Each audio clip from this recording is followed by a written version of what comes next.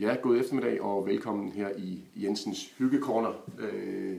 Hvis du ser den her video, så er du højst sandsynligt med på Team Rynkeby København 2015, og er lidt nysgerrig på, hvorfor jeg har lagt en video op, håber jeg. Det har jeg, fordi at jeg vil gerne informere dig lidt om noget, og det er, at jeg fra i morgen kommer til at skille mig lidt ud i forhold til det øvrige felt på et parameter, og det er det, jeg gerne vil fortælle lidt om. Det er sådan, at jeg har tinnitus.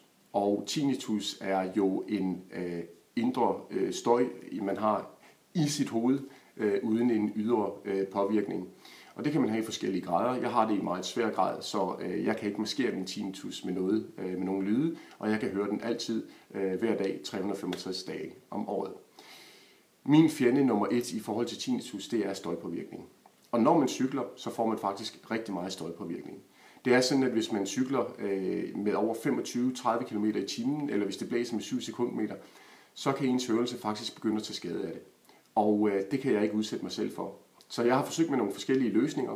Jeg har blandt andet kørt med hørepropper, og det virker sådan set relativt okay. Problemet er bare, at jeg kan ikke høre biler, der kommer bag fra mig, eller jeg kan heller ikke rigtig deltage i samtaler med andre. Ikke fordi det nødvendigvis er noget, jeg har lyst til. Jeg er jo mega asocial. Men hvis jeg skulle deltage i samtaler, hvis jeg skal kunne høre trafikken, så findes der muligvis en løsning på problemet, og den sidder jeg med her. Det er Windfree. Det er en model, jeg har købt i Sverige. Jeg har faktisk set det svenske hold køre med dem sidste år. Jeg så dem i Paris, have dem på. Og de reducerer faktisk lydpåvirkningen med op til 20 decibel. Det vil sige, at jeg kan rent faktisk være ude i næsten det værste blæsevejr og cykle i modvind, uden at det kommer til at påvirke min hørelse. Men samtidig med, at jeg kan høre, hvad der foregår omkring mig. Så det er jo rigtig smart.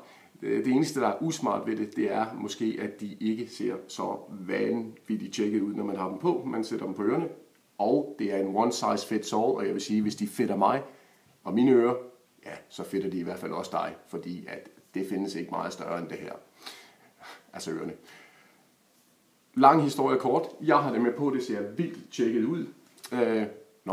Men det har som sagt en funktion, som er vigtig for mig, og det er at beskytte min hørelse mest muligt. Og der er jeg villig til at gå meget langt, for ikke at ende på invalidepension på et tidspunkt. Så derfor, venner, dem her har jeg på. Nu har jeg vist det på en video. Nu behøver I ikke at spørge, hvorfor.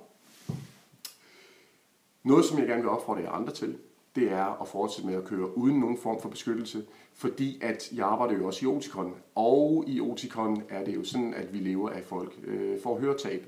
Så jeg vil da opfordre dig til at fortsætte, og hvis du cykler i de der 7-8 sekundmeter og gør det i 4-5 timer om dagen, ja, så kan du være sikker på, at du begynder at slide på din hørelse.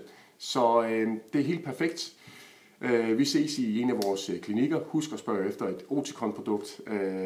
Jeg vil tro, at når du rammer problematikken, når du er omkring 60 år, hvis du er omkring 40 i dag, og du cykler jævnligt.